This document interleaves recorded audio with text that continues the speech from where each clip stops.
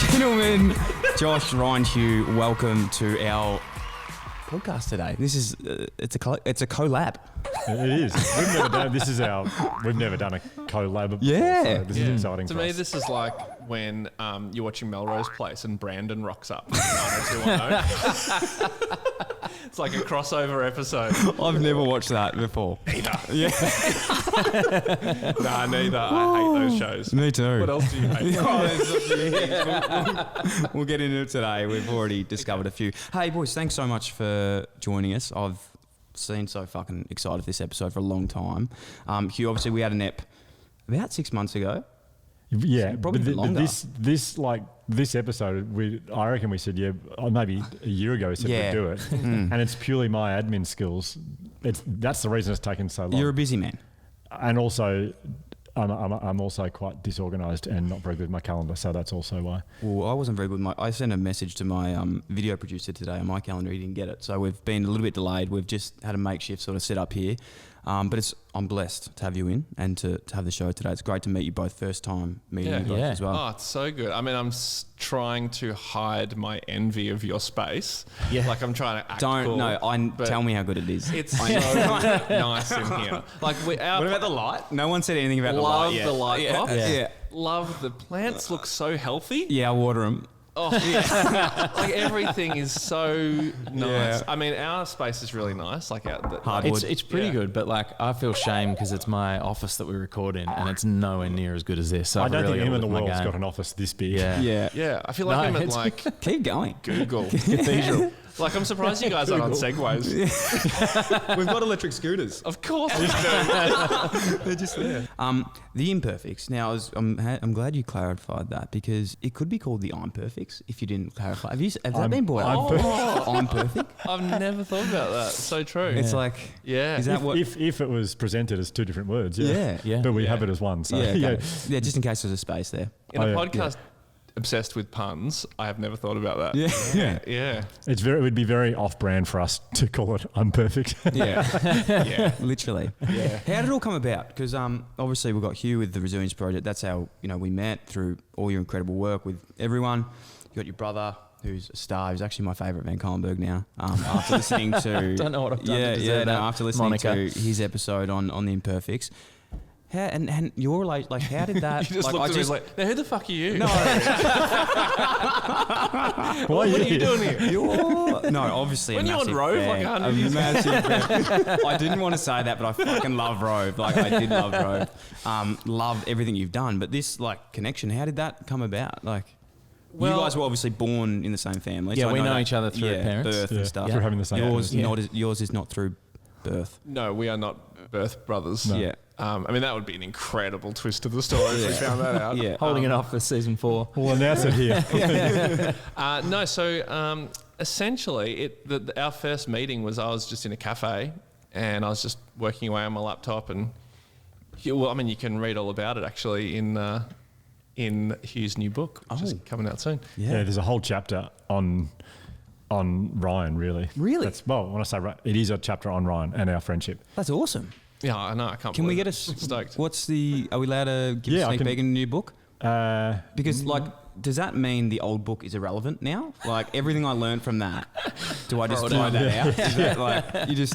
No, it's a good question because the book publicist that I have is very blunt and very direct. And she said to me when I first said, we're thinking about a second book, she said, but presumably if they've read your first book, they're happy and they don't need any more. So why is there, what's the... Wow. Okay, well then we could... It's like also a lot of confidence in your work. Like, it's fixed it. Yeah, There's no more fixed. work. Just need one go book. home. Yeah. Read it again. It's like saying to like George Lucas, well, we had the war in the stars. Like, what else do you want to do?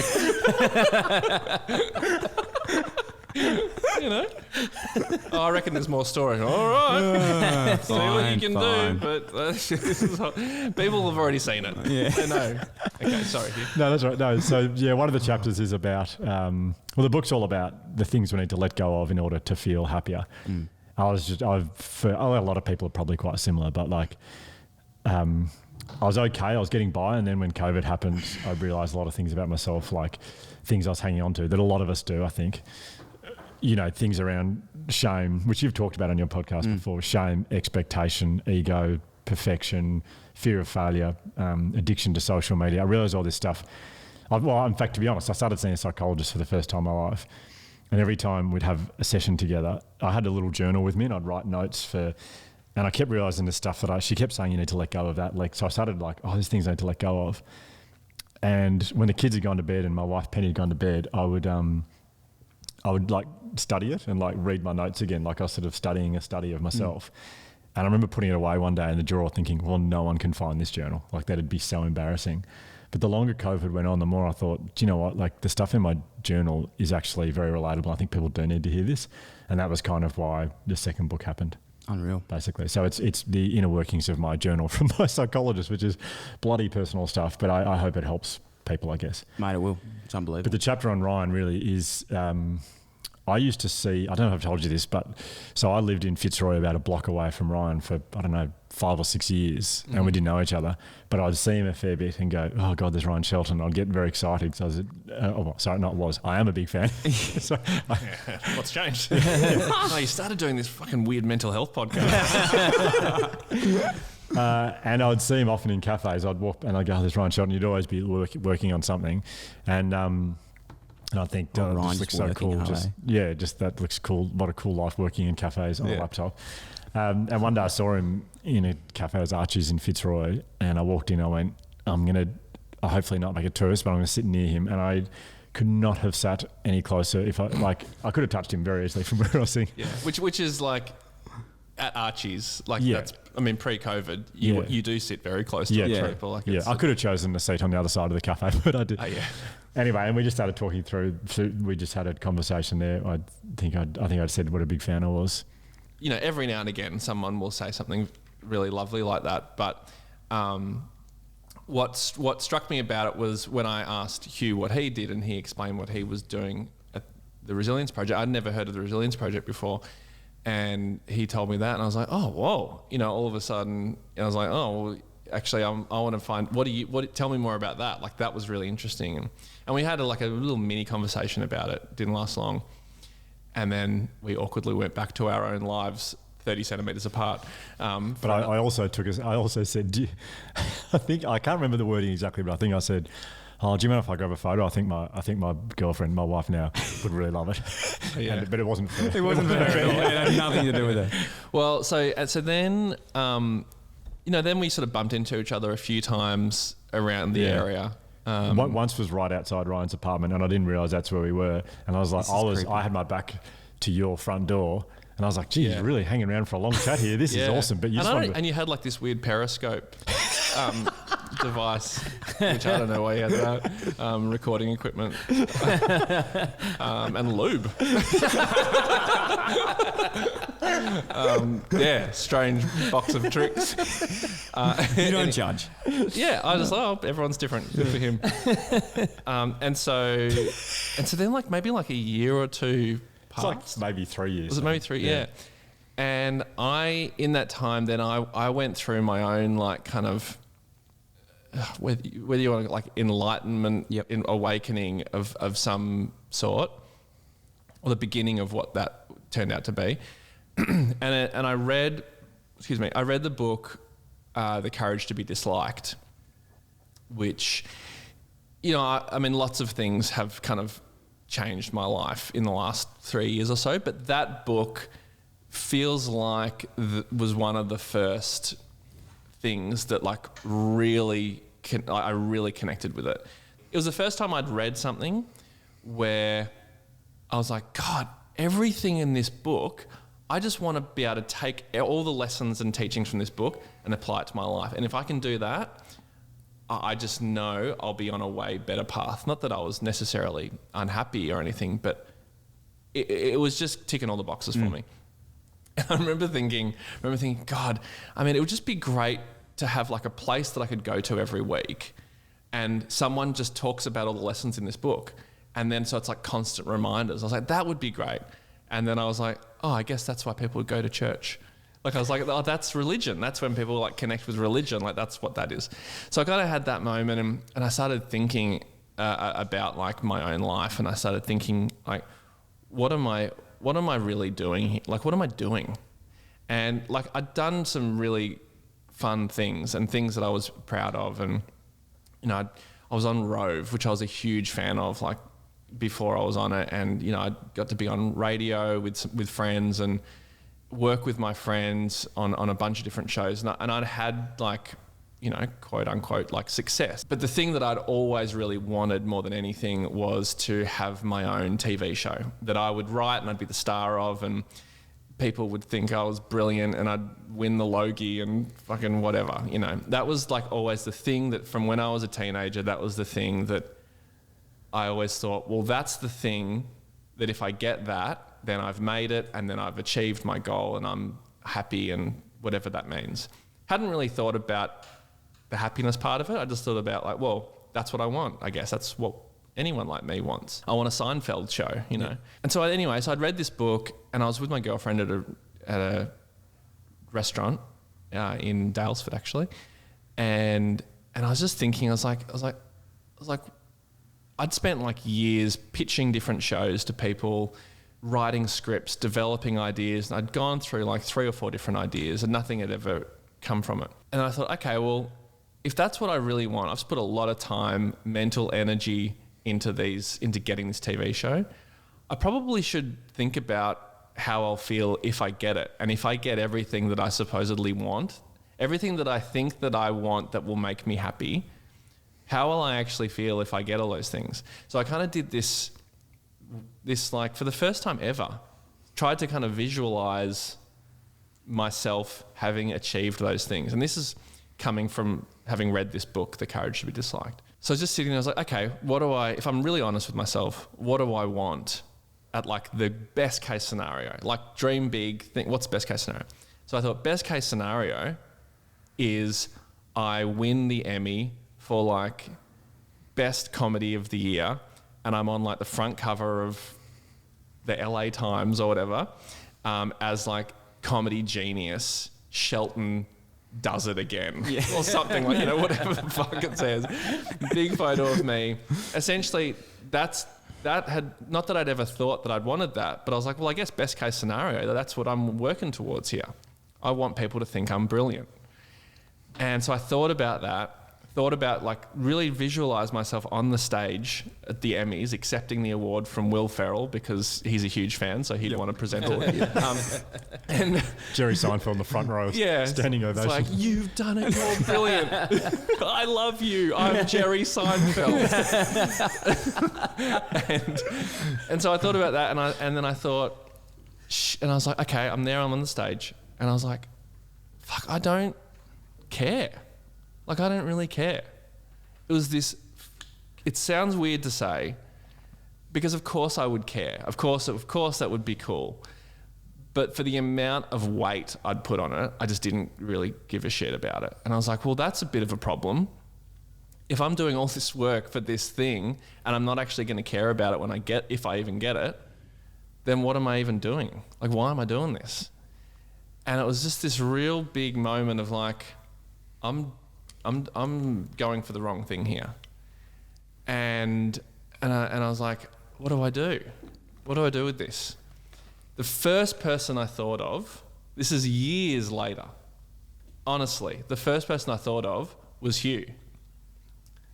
I don't know why. I think I was like, I need to speak to someone who's not just who I didn't think was just going to say, oh no, don't worry about it. You'll be, you know, you'll be fine. Don't worry about it. You just do the show, blah blah blah.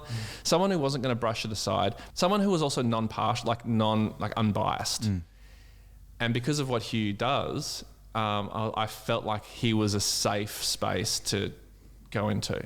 So I literally messaged him on Instagram and just said, hey, would you be up for catching up?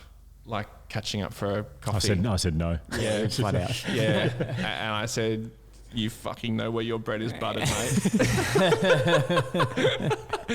No, so he, and then he wrote back and he said yeah, and so I caught up with him, and I sort of told him all this, like told him where I was at, and I think you're a little bit shell shocked. You're a little bit like, whoa. Yeah. What a we're just fucking going to be. I freak show. thought we're just going to be surface level friends here. Yeah.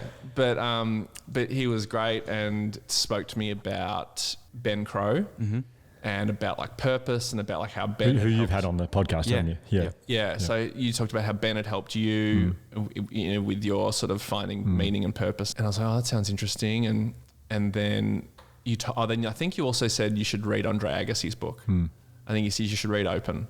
So I went and read Open. And Have you read that? I haven't. so it's essentially like the bigger, higher stakes version of what I just described. But he got it. He got to the pinnacle. He won Wimbledon. Long story short, he gets everything that he supposedly ever wanted and doesn't give a shit. So I read that book and I was like, okay, this is clearly a common thing for people. So then I met with Hugh and I said, oh, do you reckon, because you described Ben Crow as someone who meets with like big athletes, coaches athletes and CEOs and like, consults with people, like important people. So immediately I'm like, well, I'm not one of those people, but I said to Hugh, I was like, not that Hamish Blake, who's a good friend of mine, worked with him for a long time, known him since high school. Hamish is a very curious, obviously really successful and talented person, but I was like, I reckon Hames would be someone who'd be really interested to talk to Ben just from a curiosity point of view. So I said, do you reckon Ben would be up for meeting with Hames? Like, I haven't asked Hames yet, he might not be interested, but I think that would be a cool thing to surprise Hames with, So you went and you asked Ben. Yeah, I asked Ben about, and he said, yeah, happy to, but do you think Ryan would like me to meet with him? And I said, come to think of it, definitely. Wow. And he goes, I'll just meet with Ryan then. Yeah. So I told you, and you're like, what do you mean? Why would he want to meet with me? You were so shocked. Yeah, I was like, what? I'm only me. Like, why would he waste his time, genuinely? Why would he waste his time wanting to meet with me? I was like, of course, I'd love to. So I met with him, had a coffee for an hour, like he does. Changed my life. Life changed. Next. Life changed. Didn't get the jumper grab that Hugh got. Hugh got the lean across the table and jumper grab from Ben. It was pretty awesome. Didn't get that. All good. Not bitter. But he spoke to me about like Brené Brown, about shame, about vulnerability, about purpose. Sent me on a little path and got me to think about that. And really quickly, I figured out what my shame was and why it was like holding me back, and thought about purpose. I won't go into that because you can, if you want to hear more about that, I did a whole episode on our podcast. Yeah, I've listened to that. It's about that. Yeah. So that's essentially how we met. And then when I told Hugh my shame story, that's when Hugh was like, I reckon we should do a podcast where we get other people who have got their own story to share, and we should host it together, is what Hugh said. Yeah, but then we realised pretty quickly that we needed someone to do all the technical stuff. And I thought about Josh, but to be deep down, I was thinking, oh my God, Ryan Shelton and Josh van Cuylenburg are going to love each other so much. I can't wait to introduce them. It was almost like an excuse to introduce them. And the first time they met, we met at the pub in the Napier. And Josh, you were coming off like a 4-day. Yeah, I've just met Josh, and we've already spoke about 2 benders that he's he told me one before you guys were here, and now there's another one being brought up. So get this guy away from me. It's not an accurate representation. He's a lovely, responsible. I'm getting a real bad rep because you mentioned this the other day. We're joking, obviously. No, I think it was after Golden Plains or Meredith or something like that. Oh, same time. Different occasion. Okay. Different Golden Plains or Meredith. Yeah, I only have one bender a year. Okay. Meredith. No. And so... And I really didn't put a very good... Your body was there. But I barely physically. spoke for the whole I know. night. And I was also very nervous because I'm like a huge fan of Ryan's work. I still am, as opposed to Hugh, who... So I was naturally nervous to meet Ryan, and also I had about a quarter of a brain. So I didn't put a good foot forward. But I think they had no one else to do the technical stuff, so I got the job anyway. How good. Yeah, but you obviously felt that, but it didn't come across like that. I was just like, oh, this is Hugh's boring brother. Yeah. That's awesome. That's good. Yeah, well done. But then when the podcast started, it was just Ryan and I were chatting with guests, and then Josh was in the background setting stuff up and would say stuff that was really good. And I think, God, you should have a microphone. It took us, 4 or 5 episodes to organise that, but then eventually Josh got one, and then I mean, you heard his episode the other day where he talked about heartbreaking thing that happened to him when he was at a party. Another episode out drinking again when he was a fair bit younger. And then he seems to have become everyone's favourite person. Oh, definitely. No, he dominates. And has like a reputation now of asking incredible questions. Happened yesterday. We recorded an episode yesterday. The person we were interviewing, they said, "Oh, what an insightful question." How good is that? And I was like, fucking Josh, you got it again. Well, I applaud you for that, but I also, just so you know, you've given, our producer Sam a lot. He's like, well, their producer has a mic now. Like, Yeah. Does that mean I get a mic? Definitely needs a mic. So, I think we're going to have to start. Well, do you want to audition with an insightful question now? So we can see if it's a good He'll have a lot to say. Hey, before we keep talking as well, I can't not bring this up because we have spoke about how famous Ryan is, and obviously he's done a lot of incredible things in his life. No, we can stay with it if We'll you stay with it. We will. But I'm sure because you have such a big impact on people, you would remember every occasion, surely. You mean like person to person? Yeah, definitely. You would. Yeah. Yeah, definitely. Well, I'm going to take you back to a time when you were touring. I think it was in Victoria with Hamish and Andy, and you spoke. You went to Ripponlea Estate, and you were filming there for Ripponlea Estate. You obviously remember that. Yep. And you would definitely then remember Mary, that was at the Ripponlea Estate, who she was taking you guys on the tour. It was a massive van. Mary Bonser, you would remember her. Mary Bonser And- Beauty. Yeah, Bonser Beauty. And you had a phone call with Mary's son, who was a massive fan of yours. And you got on the phone, which you remember. Yeah. And he was a young boy, massive Dyl. fan of yourself. His name was Sam, so it's not me. Oh. Sam's grown up now. Oh! Sam's grown up. You're the Sam from the phone call I don't remember. Sam's grown up. That's Mary's little boy. That's Oh Mary my- Bonds. That's him. What? So All these years. How old were you when that happened, Sam? It would have been 16. You might need to reiterate through your mic. Okay, Yeah. you were 16. 16. So you need a bloody microphone, Sam. Yeah, he needs one. He needs a microphone. That's Big Sam. Are we about to hear this or see this now, or is that what you? No, were doing? that's him. That was just the phone Right, call. okay, That's I Big saw you getting a Sam. left To be hole through. honest, I mean, He changed his life. To be honest, I genuinely do vaguely remember that. Like Yeah. I do remember that. Yeah. Yeah, because it doesn't happen often to me. I'm not getting lots of those moments. So, I hope it wasn't too disappointing.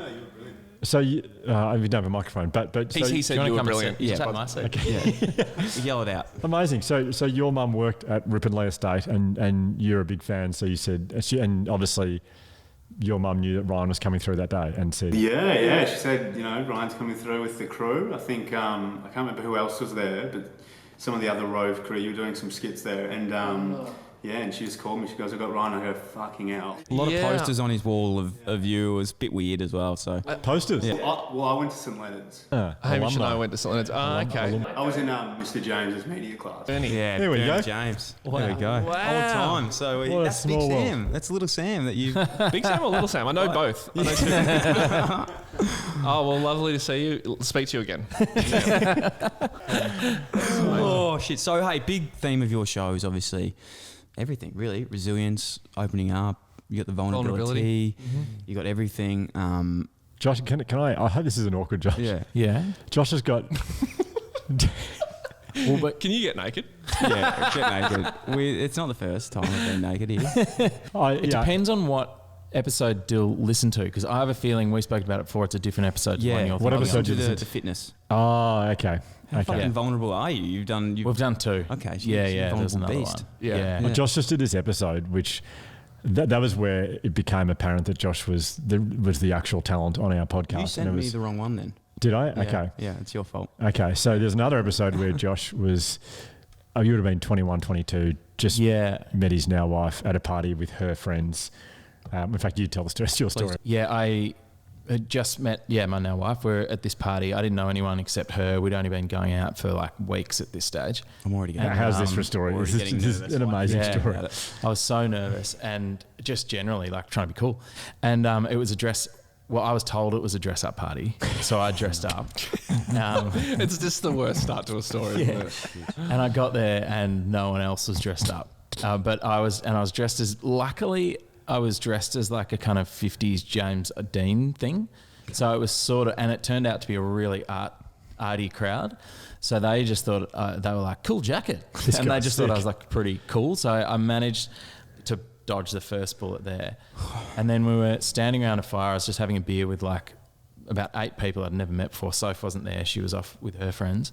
And this guy reached across and he saw that I had like a little notebook in this jacket, and the guy reached across and grabbed the notebook, and my heart just like sank. And I knew at that point I was in a band and trying to write music, and I knew they were lyrics that I'd been like workshopping and trying to work I out. fucking hate this guy already. Yeah. Oh yeah. I know. So he grabs it and he's It was like, me. It was Sam. Yeah, and he's like, what is this? And started flipping through it, and he started laughing. He's like, oh my God. And I panicked, and I was like, oh, I don't know, this is my mate's jacket. I just borrowed it because I thought it was a fancy dress thing. And he was like, I think these are like poems or lyrics or something. And he started reading them out, and everyone started laughing. And then they handed the book around the circle, and everyone had a go at reading a page and taking the piss out of it. And it came back to me, and I just had to play. I'm getting like nervous thinking about it. I just like was like, well, I got to play along. So I ended up like reading out my own lyrics and taking the piss out of myself in front of these blokes. And I told this story on the podcast, and I thought Hugh had sent you that episode, and I was rummaging around last night. Oh, He's just produced a notebook. is that the actual notebook? That's the actual notebook. Wow. Josh. Oh, fuck.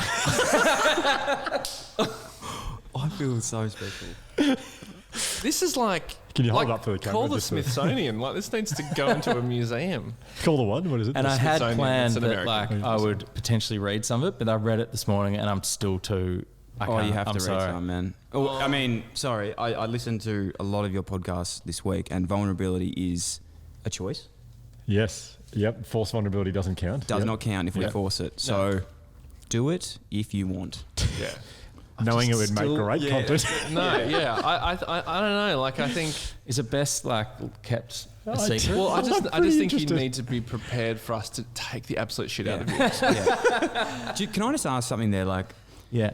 with that, and I suppose like in all vulnerability and just life in general, like you look back at that moment and it's extremely like embarrassing. You know, you said it yourself, it's embarrassing. But you could probably look back at that now, and I hope you do, and I'm sure you do, how like proud of yourself you are that you actually did that.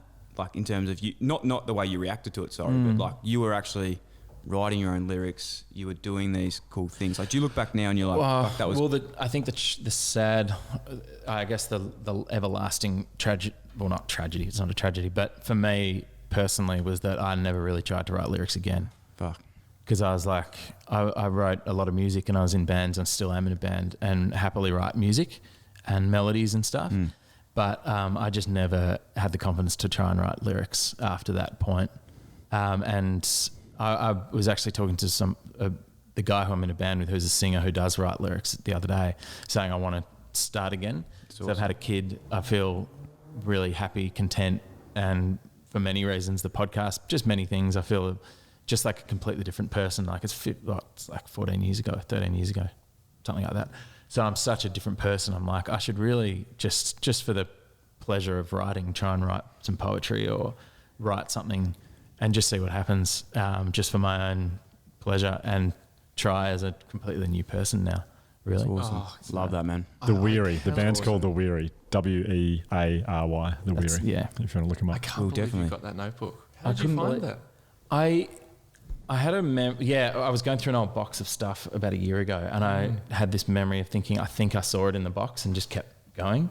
And then, last night I was like, because I thought you'd heard that story, I'm like, geez, that could be quite entertaining to read out some stuff. But then Have you looked through it? I have. How do you feel about it? It's pretty. You don't have to if you don't. So, No, you definitely how don't. old there is could this be some notebook? real fire What's lyrics. that? Yeah, say? I exactly. reckon I'm actually, I've got more confidence in you than you think. Like, these can be some real...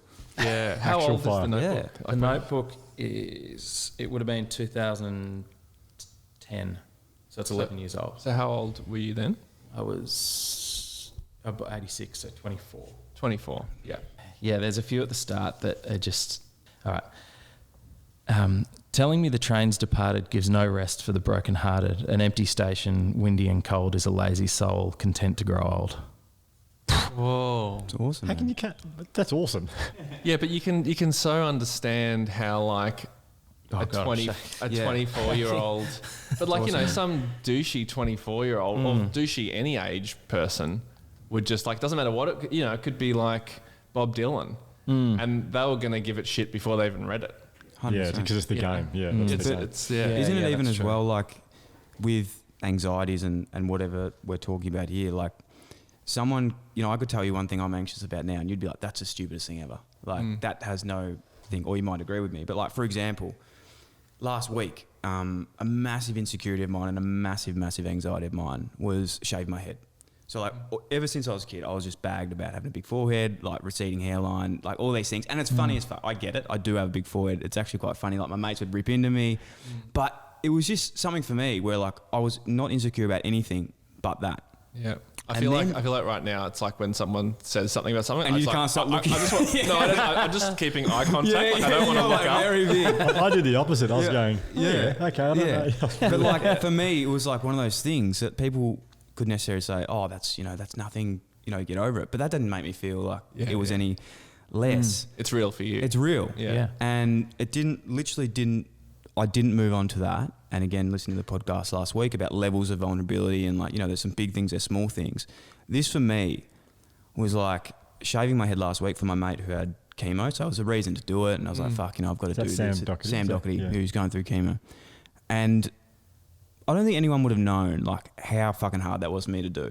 But like I look back now and I was like, that was, you know, maybe what we'll get into later is a lot bigger story and you'd think that that's harder, but this was nearly as big. Yeah. Yeah. Like I things get that- it. what you're saying about those lyrics then, like for us, they're incredible lyrics.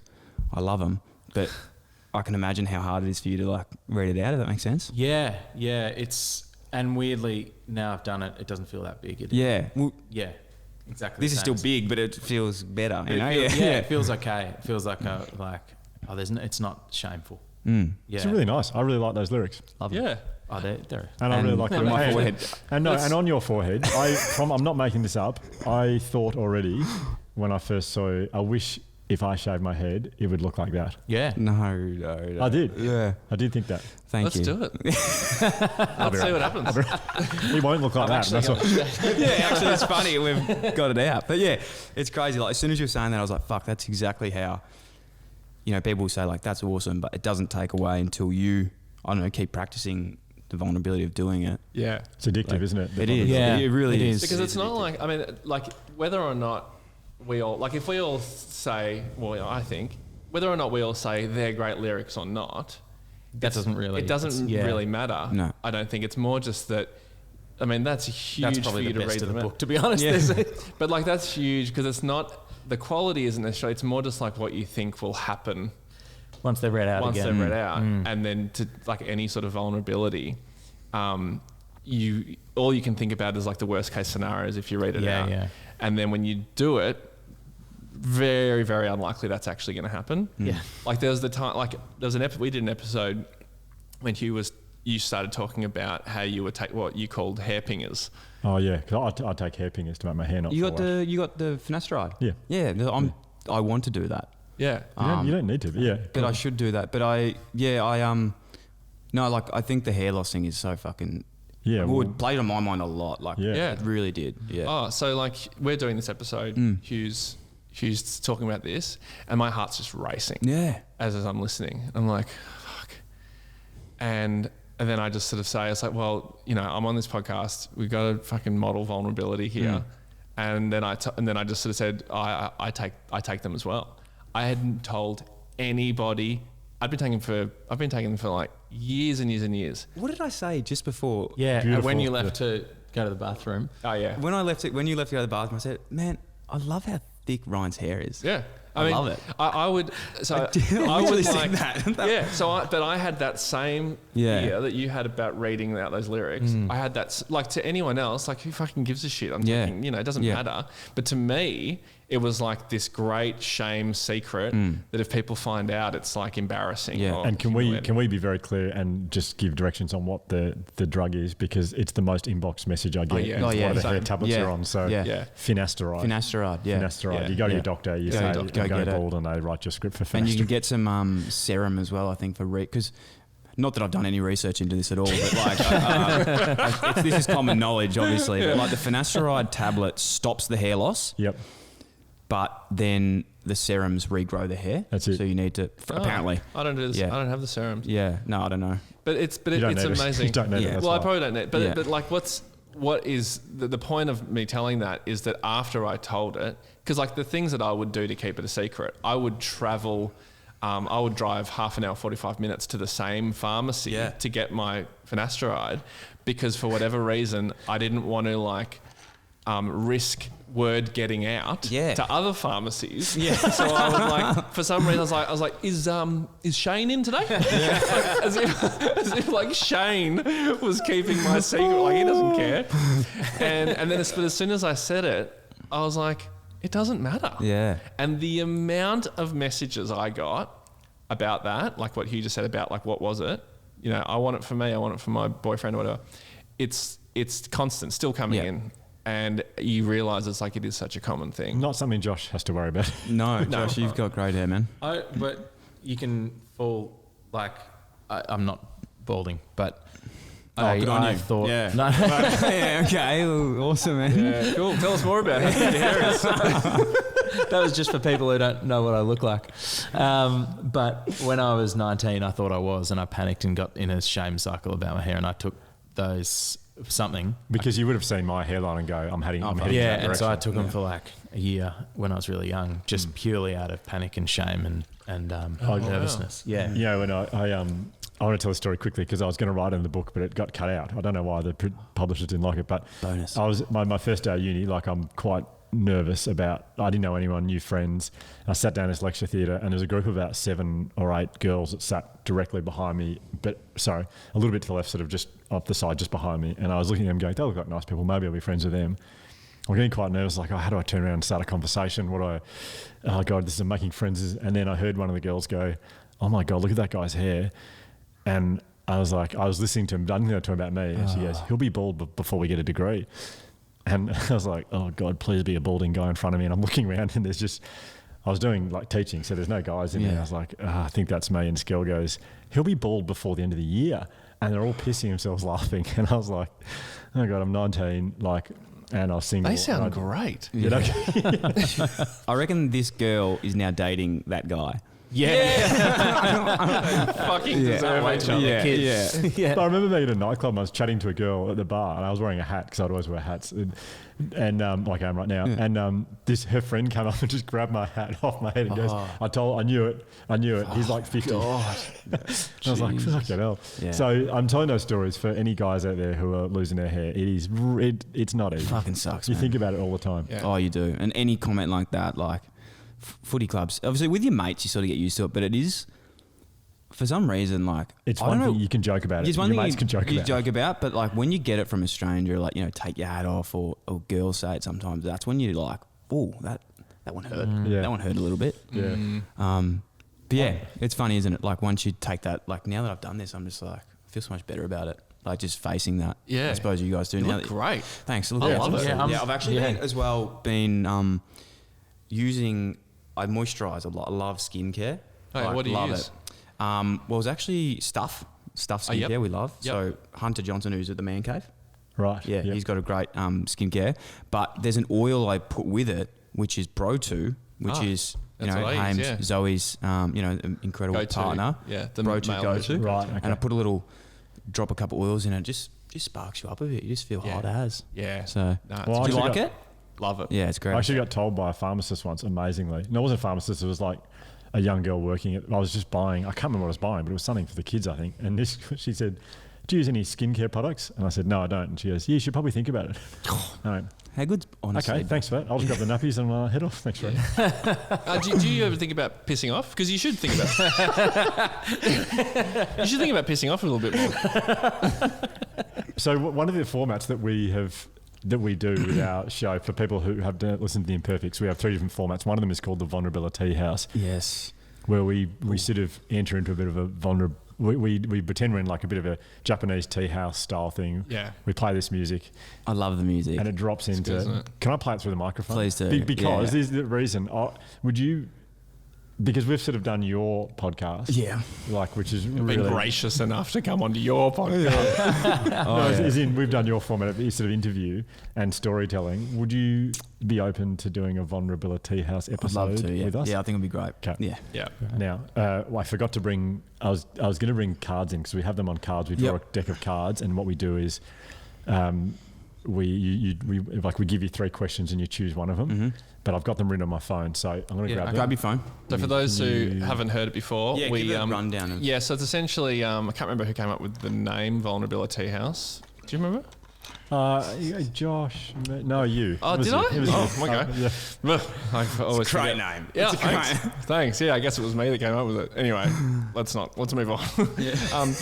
So essentially the idea is that like it started with just the 3 of us and take it in turns. There's a deck of cards on, and every card is a question which will hopefully prompt some sort of vulnerability, whether it be like a story about your past or a struggle you've had or something that will help you tell a vulnerable story.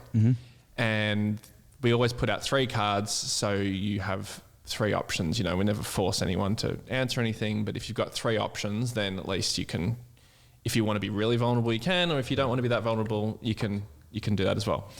So the 3 of us have done it a couple of times, then we've got on a few different people to do it as well. So we haven't got the cards, unfortunately, but we've got them. I think we've got the bloody Rodecaster Pro. We're going to play it out of the... Okay, so here's your music. Here we go. Here we go. Welcome to the Vulnerability House, Dylan. Feeling it. The Imperfects presents... Oh, we don't need that, do we? No, we Oh, do. that's fine. We do. That's fine. Yeah, we do. We definitely do.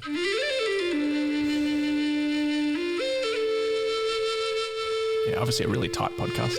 Sit back, relax, and grab yourself your own cup of vulnerability. Got some tea. Do you actually drink tea when you do it as well? When we remember, yeah. Yeah. Yeah. About 50% of the time. We're not very good at remembering things. Yeah. Okay. Love it. Okay, so Yeah, I've got 3 beautiful. questions for you Okay. again, if you feel comfortable. Okay. It's forced vulnerability does not count. Question number 1. Well, you've already answered question number 1, I think. What was it? What is your greatest insecurity? But you might have another one you want to No, think about. yeah, So that would there's definitely one. be it. Yeah. Okay, there's one Okay, we're option. done. Awesome. See you later. Great app. Can't wait to get that one out there. Question number 2. Vulnerability can also be a really positive share. So what are you most proud of? Mm-hmm. And question number 3. What experience have you grown the most from? So there are your 3 options. And again, it's not compulsory. Cool. I like question 2 and 3. I think they've probably got the same meaning of what I'll talk about. So what was the question again? What are you most proud of? What am I Was most proud question of? number 2. Yeah, cool. Yeah, so for me, something I probably haven't spoken about like a lot at all, and I think it sparked on the show, and even talking today to you guys about how vulnerable you've been with me. I can already feel the tone of my voice change a bit. It's crazy how quickly this happens. Yeah. But even Zach Butters come on the show, last week as well, and he spoke about his sister and what they've been through with, addiction and those sort of things. And I was sort of sitting there the whole time, like empathizing with him, going, I can't imagine what that's like. But I knew exactly like what he was talking about. So yeah, I thought, so for me, like to go back at the start of this year, I had a pretty big thing that happened with my old man, where he was like really struggling with like mental health and depression and anxiety, and I suppose that was all fueled by alcohol. And he's had, just to put this in as well, like when we knew the podcast, I spoke to my dad before this, and he was like really, really keen for me to talk about it. He's going really well at the moment, so it's awesome. And I suppose he had a really bad relationship with alcohol, and I suppose it got to like when we talk about vulnerability. Growing up, it was something I always knew, but it was something that I could never have those conversations about with him, and I like was too, you know, we just had a surface level relationship where things just flowed, and I wouldn't bring up hard things because it was too hard to talk about and get. What age are we with him. talking here? Like during your teenage years? So just my whole life. I knew. Yeah, okay. Yeah, like you know, from speaking to him, he had these troubles since he was 16. Right. So they're like my whole life. I knew that it just wasn't normal. Like I knew, you know, I'd go to friends' houses and I was like, that's, you know, my dad doesn't, you know, do that. And these sort of things. And yeah, I suppose it got to a bit of a pinnacle at the start of the year, and it was a really like weird time for my family because my mum and dad were no longer together, and they're really amicable, but you know, mum and they weren't living together anymore, and my sister was just about to have a baby, so she was like 2 weeks in for having a baby. So the few things were going on with dad, and I was like, fuck, you know, like my whole life to that moment, my mum had always just bailed me out of things, you know, like when shit's going wrong, get mum to come and fix it. Like that's how it works. And I suppose I just had like an epiphany with it, and I was just like, this isn't like my mum's problem anymore. Like, you know, like it's not worked in the past. It's not the way, like it hasn't fixed the problem. Not that, you know, by no wrongdoing of anyone, it just hasn't worked. As in your dad was still struggling with Yeah, alcohol? real struggling with it. Yeah, he was really struggling, and it was just, as I said, something that we weren't really talking about. And yeah, it got to a stage for me where, you know, a few incidents like had happened, and I just was like, fuck this, like I've just got to do something. So yeah, like I, you know, grabbed him and we'd had a few chats, and it was really hard at the start. Like imagine you know, talking to your dad about this when you've like waited like 28 years to sort of say something.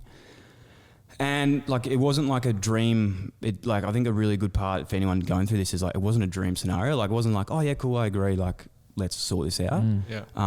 It took, you know, probably 3 weeks of like back and forwards and other things happening for me to finally, you know, get him to agree to come and see a doctor with me. How did you, if you don't mind me asking, how did you first like broach, because it's the first contact, which is the really scary bit. Yeah. It got to a stage where like I couldn't not do it. So like it just, you know, just got into a stage where I just had to. You know, I had like a few other people like calling me and sort of like, you know, expressing to me that I needed to step in with things. And as I said earlier, it wasn't something that I was always good at, like having those conversations. But I knew at that stage, like my sister was just about to have a baby. As I said, my mum was really supporting her. And I was like, I can't fucking let them be, you know, involved in this. And yeah, so like, you know, we had the conversations and kept going with it. But yeah, it was just like a really, really fucking just like tough time, like just like having those chats, because like, you know, you are having like really hard conversations and you sort of feel like the world's like crashing around you. But like, I think like sometimes when you don't have a choice, it's like the best, because you just know you just got to get it done. It's like that fight or flight, and you're just like, fuck yeah, this is like, I've got to do this. And I think one of the things that I really liked, weirdly really liked out of it, and I've listened to a few people of your chats and I can really relate to this, is like as shit as this situation was, it was like I could also almost catch myself like sometimes like driving home being like, you're a fucking mad cunt. Like you are the toughest cunt in the world. Like I was sort of like talking to myself, just being like, you are seriously like something special. Like how are you doing this? How are you, you know, just how do you rock up? Like there was just like this inner monologue like coming in, like talking to myself about it. And I relate to that. And I suppose like, yeah, the thing as I said before about my dad's relationship, we'd never really spoken about these things. And, you know, the hardest point for me was like dropping him off at the rehabilitation clinic. Wow. And I remember it's just like, just sitting there just like crying together, just like. As in you both were? You and your dad? Wow. And I've never seen my dad cry like ever. Really? And it's funny because like in such a shit time, it was almost like the best time. Yep. Real. And also the fact like at this stage as well, no one else knew what was going on. So like my mum and sister had no idea, because like my sister, like we would go from like visiting Jess in hospital and then like dropping dad back at the clinic, and And not telling them. and not telling them. Yeah. And not because like that wasn't like, I'm not trying to say like I was a hero or anything. It's just like, as I said earlier, for so long I just wanted other people to fix my problems for so long that I was like, fuck, I don't need, like, why do I need to bring other people down with me? Like, you know, we've got it under control. I don't need other people worrying and stressing at the same time. When you say you wanted other people to solve your, is that what you said? Yeah. Yeah. What do you mean by that?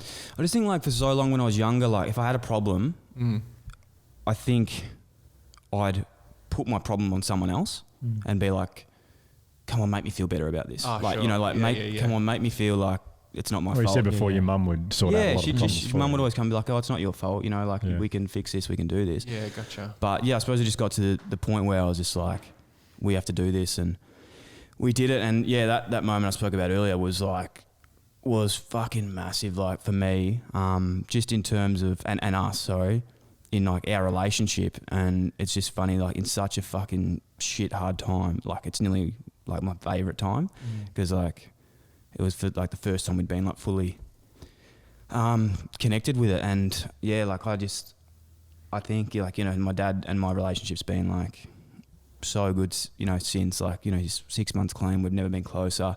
We've never been more vulnerable. Wow. And yeah, like I think for so long I just put off that chat for like that long, and to not have it there anymore and just be open and people know about it. And like that's probably why I want to talk about it today, because it's just sometimes when people know your vulnerabilities and your insecurity just makes it so much easier. You're just like, fuck, I don't have to talk about that. Like I don't have to hide that anymore. Yeah. Hold on to it. Yeah. You don't have to pretend like you don't know what someone's talking about when they bring it up. And you can, context of my dad as well, like, you know, he's a 3-time premiership player, like very public image, like he's one of the best people to ever be around. And he is the best, most beautiful person in the world, but obviously had trouble with, you know, mental health and drinking. So like for me, people would always be like, your dad's the best, you know, he's so good. But I knew that there was other struggles that they didn't know about. So it was really conflicting for me, because like... Sorry, who's your dad? My dad was Jim Buckley, so he used to play for Carlton. Okay, right. And not Nathan. I was thinking, like, hang on. Yeah. What have I missed? This is quite a big thing. Yeah. And Nathan Buckley's 3 premierships. Yeah. Not him. So it was like going through that, I suppose, with those bits. But yeah, like seeing how he's done what he's done now, like I'm just so proud of him. Like amazing. It's just unbelievable. So, and he must be pretty proud of you. I would think. Ooh.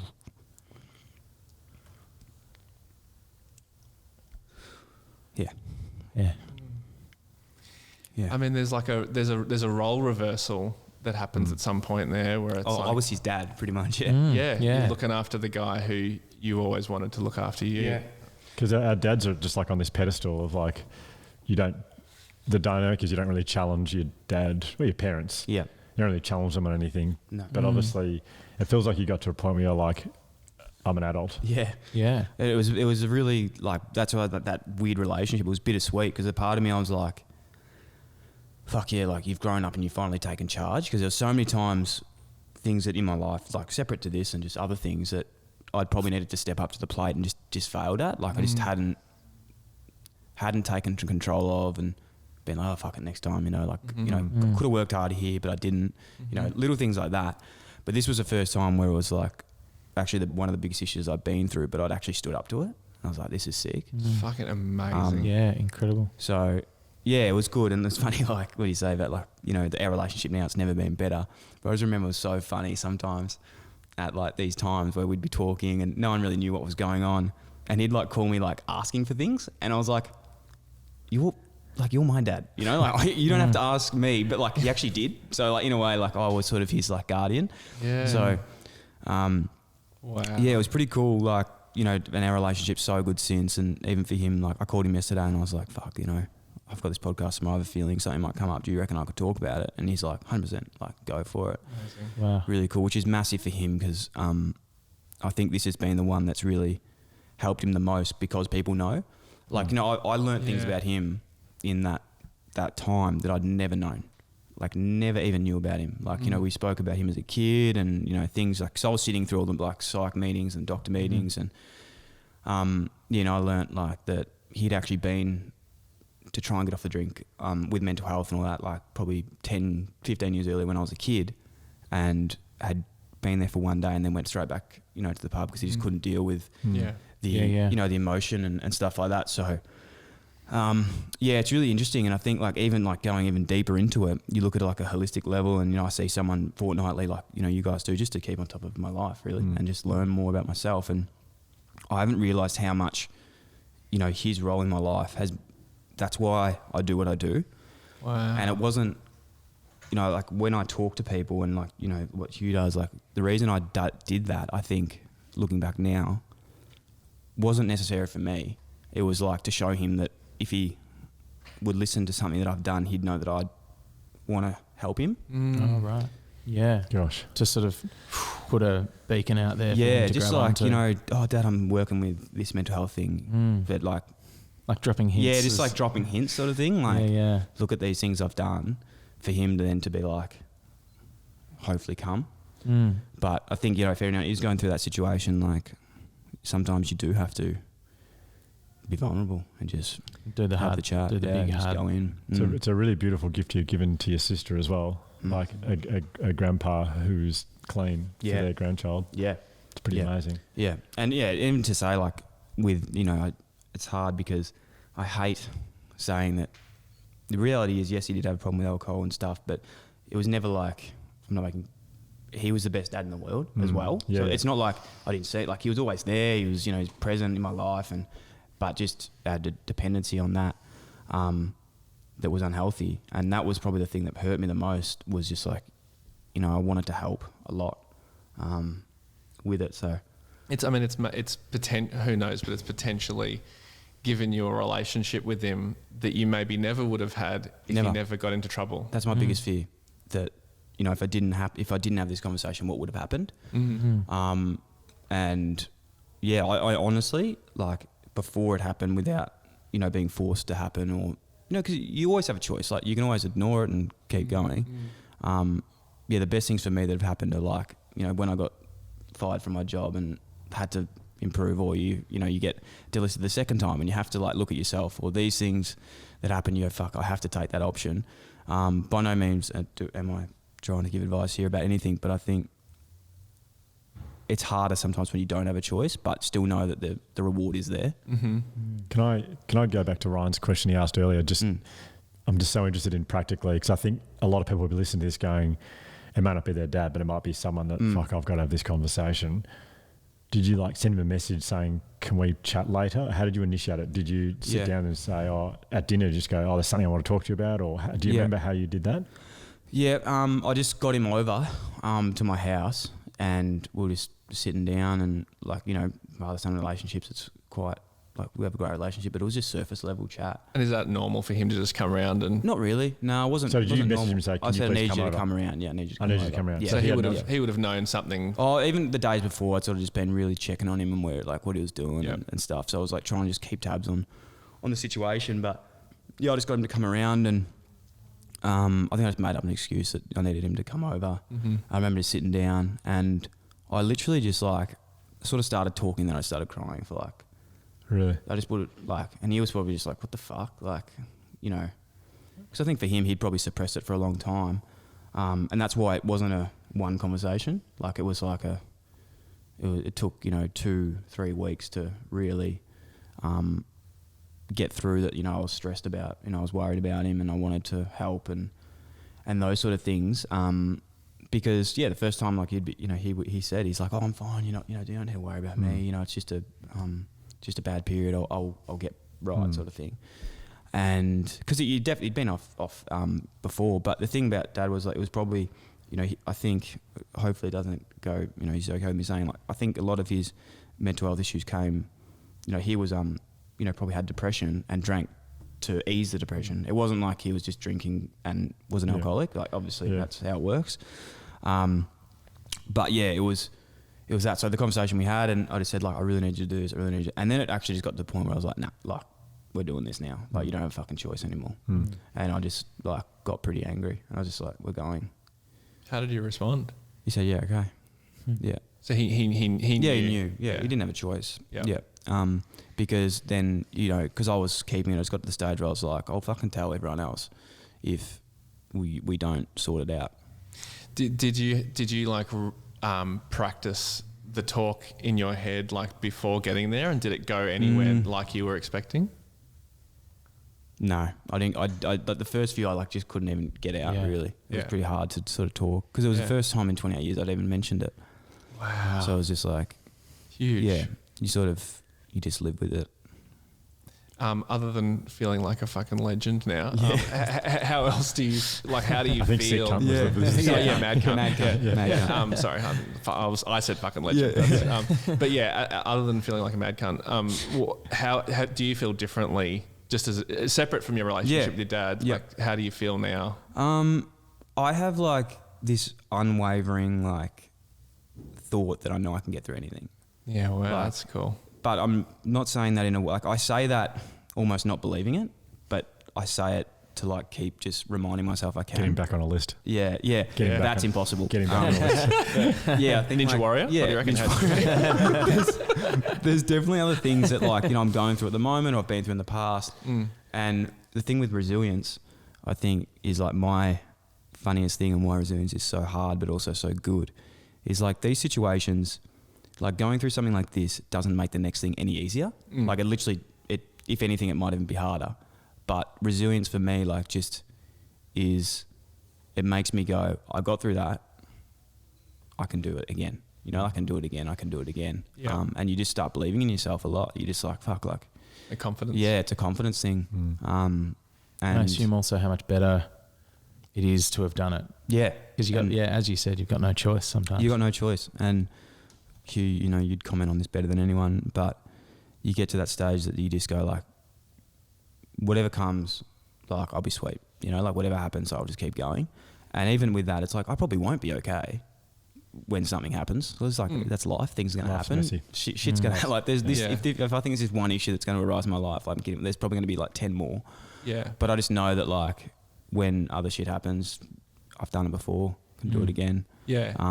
You now have like the courage that maybe you didn't think you had. And I didn't have that before because there'd been a lot of times where like on not as serious things, but even just like with footy and life, like I'd really let myself down a bit and just like probably not worked hard enough. But then like instead of being honest, I'd just been like, we'll move on to the next thing, you know? Yeah, brush it under the rug. Brush it under the rug, fuck it, do it. So this was the first one where I was just like, you know, I just had to hit it head on. Big one to test it on. Yeah, it was good. It was a big one. You didn't want to practice on something a bit smaller. Yeah. No, it was a big one. Do you think there's like it was just in my head, I don't know if, I'll just say it might not make any sense, but do you reckon like the process of, you're saying, looking for other people to solve your problems is the way you put it, and that attitude you had there of like, I didn't really give it a go, but brush it aside and starting to face things is kind of the process of turning from a child to an adult? 100%. Definitely. Like, I think I listened to your show and you were talking about earlier in your life, like you didn't have much adversity and like you grow up and things just go your way. This is my episode. Your episode, of the sorry, Imperfects, on the Imperfects, and not to put words, but that's what I got out of it for myself. Yeah. You know, I had an incredible childhood. Like my parents, you know, we weren't like rich or anything like that. We actually were quite the opposite. But you know, I never went without. My mum, who's just I couldn't even talk about her because she's just a superstar. Yeah. Just never went without anything. You know, like anything happened, she was there to fix it. Like she's just a superwoman. And yeah, until like shit started popping up in my life where I was like, well, I can't just fucking keep going and like running to mum to fix something. And that was exactly that. Like you grow up, shit happens. Like, you know, I got fired 3 times in like 2 years basically. And maybe the first time it's not you, but 3 times in a row it's probably got something to do with you, which you've got to look internally. Yeah. And yeah, with these situations here, you actually like, I know this sounds weird and I hate even saying it because I don't want bad shit to happen to me, but you actually get addicted to like adversity because you know how much you grow from it. Oh yeah. I don't know if that makes... Yeah, like it. I love... So interesting. Sometimes like when I'm going through shit now, I'm like, fuck, this sucks. But I'm going to be so much better for it. Yeah. So I just try and, like my favourite sort of quote is just like, it's not what happens, it's how I react to it. And I just use that in everyday life. Like even good things, bad things, whatever happens, it's what I do next is the next thing. It's the only thing you can control. It's the only thing I can control. Yeah. And I think it's just, that's what's really makes me be able to be happy and live through things. But yeah, there is a weird part of me that like gets off on it a bit. Yeah, like I don't know, it's just fucking, I listen again, we keep referring, you've got to listen to every podcast we're talking about Martin's podcast, and is my story nothing like his, but he went through something incredibly bad. But if you can like use it in a good way, which is the common theme, you actually end up using it as a positive. I think the shame over things that have happened to us and situations where we feel like we haven't responded properly, or like maybe a sense of guilt when people were saying you got to step in and you hadn't stepped in yet. I kind of feel like that linked to that idea of what I said before about child to adult is like an inherent idea that you were just a kid and we were just kids when we're working all that stuff out. Even if you are 26 or something, 27, if you're still reacting like that, part of you's still a kid. And I think I know for myself, you got to treat yourself with the care that you treat kids. Like have a bit of forgiveness of yourself and give yourself a break for losing how many jobs in a year or whatever these things in the past, because you're still a kid working it out. And it's moments like what you've done that when you become an adult. I don't know. I just sounded like a total wanker then. No. I get it. It sounded way too preachy in the end. But I think just a little bit more compassion for ourselves along the journey is probably what's required. It's one of the steps of dealing with, like, looking back over your shame and being okay with it is empathizing with that version of yourself. So I only bring it up because in the book that I just finished, I wrote a bit about the shame I felt about. Crude time to plug your book.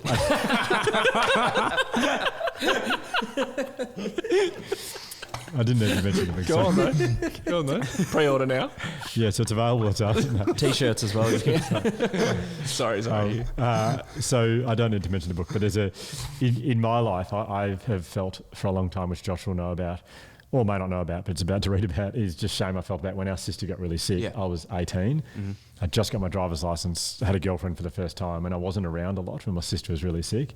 And I've always felt like not what I did was bad, but like I'm a bad person because of that. I'm such a bad person. And I've told myself that for ages, just so bad that you did that. But then and the reason I mentioned the book was because I was just researching things you do with shame. One of them is you empathise with that version of yourself. I'm like, hang a minute, I was an 18-year-old. Like I had a driver's license and I had a girlfriend for the first time. Like, why? Of course I'd want to be at her house or like going doing whatever, like going out with mates or like, I wasn't a bad person. I just wanted to, the two options were pretty dark at our house at that time, sister's really sick, or having a driver's license and going really cool places like all 18, 19-year-olds Yeah, and do. you're 18. Yeah, exactly. Yeah. But I, for ages, have said to myself, you're such a bad person because you're kind of abandoned your sister. But actually looking at whatever you went through, whatever was difficult when you're young, anything you feel bad about and going, oh, hang on a minute, let's actually, like, it makes sense why I did that. Like, that I understand why an 18-year-old Hugh did that. Now I'd probably go, you got the rest of your life to go and do fun stuff, but maybe now it's best to stick around a bit. But when you're 18, and I've forgiven myself for that. Like, so it's a good thing to do, to look back over your life and the stuff that you feel bad about, like, you can empathise with yourself a bit and just explore a bit and go, of course well, that's why I did that. Yeah. As long as you're not a shitty person, as long as you decide to grow from it and go, well, that's what I learned. And if this comes up again, I'm going to try not to make that mistake again. For sure. Essentially. I like, this is probably from your book, but one of my favourite sort of quotes like that is basically that you know, if your best mate was going through something, like how would you treat them? Yeah. And then if you were going through the same situation, how would you treat yourself? So it's just like, be your own best friend. Like in a situation like you're going through, imagine it's your mate what would you say to them? Yeah. And what you say to yourself is completely different. Yeah, you often berate just, yourself. Yeah, you berate you're yourself. a fucking idiot, Where mate. if it was your mate, you'd be like, mate, you'll get through this. That's awesome. And you're like, how fucking weird's that? Like, why am I my own enemy? It's weird. Yeah. Yeah, it's a whole new meaning of the name of your show. Yeah. Dyl Friends. Dylan, my friends. Yeah, Dylan, it's me. just one. Dylan, me. Yeah, I'm my only friend. Well, that's just a thank you for sharing that. Mate. Mate, thank you. Unbelievably powerful. How do you feel now? I feel fucking light. Great. Awesome. Yeah, I'm doing a lot of running at the moment too, so maybe that's Maybe that's it. Yeah, I think that's it. No, I appreciate it, guys. Thank you, Dyl. That's Amazing. really incredible. beautiful. Yeah, Amazing. Thank you. You've really Wow. gosh. No, all good. I don't know what to say. Like one of the things that we've learned through this process is that when someone shares something, the first thing you want to do is to try and help solve the problem for them. But it's actually not the best thing to do. It's just to listen and validate the way they feel. And I think all we can say from our podcast and also our community, a lot of people who listen, just like I don't want this to sound patronising, but fuck, you should be so proud of yourself. I appreciate You really that. should be. Thank you. And it's just incredible. Thank you, boys. No, I really appreciate it. Can I suggest something for your podcast? That you kick it off. Yep. You take off. You're the first one. You can give, whether you call it an award or whatever, but it's like people who have done something and they're proud of themselves. You could start handing out Mad Cunt awards. Yeah. Mad Cunt of the week. How good's a mad cunt? Like and I feel like when you can't really use the word mad cunt a lot, but when you're being vulnerable, Jeez, you you used can. it well. No, Yeah. you can. Yeah. Like because I wasn't actually. So, by the way, I wasn't saying mad cunt. My internal brain was saying mad cunt. So it wasn't actually me that was saying it. So you don't beep your internal thoughts. No, Yeah. they have no filter. It's not me. I'll be It's internal fascinated to thought. know how you beep those two sentences. No, Like one of them is and we one don't beep. Dude, just two things. So I'm picturing like a school, like primary school award, like those like, Yeah. with frilly like Mad oral cunt. floral, Oh, like, nice. just I was thinking mad trophy. cunt. Oh, trophies would be better. They should rather trophy. Like a pennant thing, are you thinking? Or Just those certificates you used to get, just a piece of paper that you get at assembly for like. Mad Yeah, cunt, I think like non-swearing in pod. It's like it's not authentic. I can't not swear. It feels like I'm not. Yeah. My my vocab isn't as good. Well, as the reason I love you said that is because like some of your listeners might have listened to Brené Brown before and gone, oh yeah, I think I know what she's meaning about speak your authentic truth. But like people listening will go, oh yeah, mad cunt. Yeah, I know that. Yeah, I'm that. Brené Brown's going to start saying it herself. totally relate with that. But do you know what I mean? Like you've got to say it in a relatable way. Like speak your authentic truth. I go, oh, I guess I get that. I really get that. Yeah, you know what you feel like when you are a man. Yeah, and you can say it to yourself in your car. And when you've been through something really difficult and you got through it, I would much prefer to say I'm a mad cunt than I just spoke my authentic truth. That to me. So Hey, if that's I think a the takeaway message today: be a mad cunt. Yeah. What's next for you guys? What's plans? For what's me, goals? it's doing Like, a wee. I am busting. okay, shit. Okay, Yeah. I got two Yeah. toilets here. Yeah. Great. And after that, we haven't got anything planned after that week. But we That's it. for the podcast, we're like again. He's plugging his book again, but that's No, coming out. The book's coming out, so you can burn the. So you heard it from Hugh. Burn the old book. That's no longer relevant. Joe, Must Get the new one. Get the new one. Josh will have an album coming out shortly. Oh, yeah. I'm gonna. Turn If you're these gonna play, into- you should. Hey, not telling you what to do, but if you wanted to, you should play a live gig. That would be cool. Oh, That is vulnerability live show. and call it Imperfect. Yeah, And do have to use these. have to use. Yeah, that. you have to use those lyrics. Slam poetry. Slam poetry. And we can It's support. fancy dress. Yeah. It'll be Josh van Cuylenburg and the Mad Cunts. I'd go and see that show. Oh, Well, Dyl, thanks so much for mate, having thank us you. Thank you so in much. your beautiful space that I want to copy. Yeah, you Yeah. can. You're welcome anytime. We'll we'll definitely catch up. We're all sort of Northsiders. Yep. Yeah, that'd be awesome. Yeah, we'll go. He's to- extremely south side, but You would. no, as in like country. Yeah. I'm down like sort of South Gippsland. He's a mad country boy. Are you really? Well, I have been since March last year. Yeah, that's smart. Yeah, I escaped. Yeah, cool. Yeah. Yeah, awesome. We'll do that. And also, if he's listening to this, just Daniel Gorringe, I'm just a huge fan. Yeah. Hi, Dan. Well, he sits there and does weird. Yep, I've been shit. looking at he's the weirdest man alive. Oh, I really he's the love. best. Do you know he has 1 million TikTok followers now? I thought you were going to say $1 million for some 1 reason. million. Well, you might have that too. 1 million people on TikTok. I mean, it's a great effort, but it doesn't surprise me. Do you know Daniel Gorringe? He's know, I'm not also, he familiar. would put himself in the list clogger category of Yeah. like played AFL football and Yes. sometimes went through a couple of games where he didn't get a possession. Yep. One of the you would love him, Ryan. Yeah. Oh, Josh, you would as well. But his stuff is quite similar to yours. yeah, in awesome. an authentic. He didn't I've copy it. never. This is a very 40-year-old thing to say. I've never looked at TikTok. Neither have Yeah, I. me neither. Oh, Right. don't. I don't You want will to. get addicted to it. I'm sure like I it will. is. It Yeah. is honestly an addiction. I think it. Yeah, it's pretty scary. No, I'm pretty keen never to look at it. Good. Hey, do you guys play golf? Very bad. Do you? Okay, well, let's go play one day. Yeah, same. Yeah. Yep. Thanks so much, boys. Honestly, fuck, it's been incredible. Hopefully, we can do it again one day. Please. And Just for everyone to know, we're going to hug when the microphone. I Oh, can't we are. reach you Yeah, from I here. know, I want to give you a big yeah. hug. Let's make You've out. been amazing. Sure. Yeah. Cool. Yeah. Okay. Awesome. You're not. Are you joking? no, I'm not. No, I don't think we should.